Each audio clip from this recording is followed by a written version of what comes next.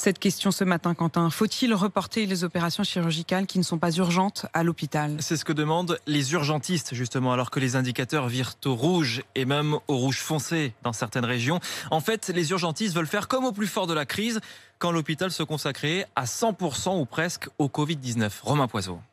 Des lits en réanimation de plus en plus occupés en Ile-de-France et pourtant, l'ARS n'envisage toujours pas de déprogrammer des opérations pour libérer des lits.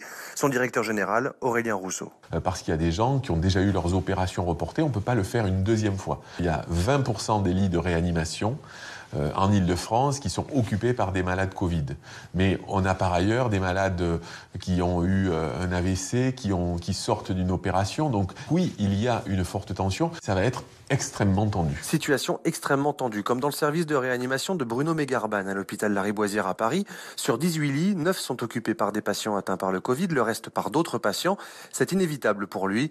Il va falloir déprogrammer des interventions chirurgicales. Nous ne sommes pas encore à saturation totale, mais nous nous approchons de la limite supérieure. Les services de réanimation ne pourront plus prendre en charge les patients Covid dans leur totalité.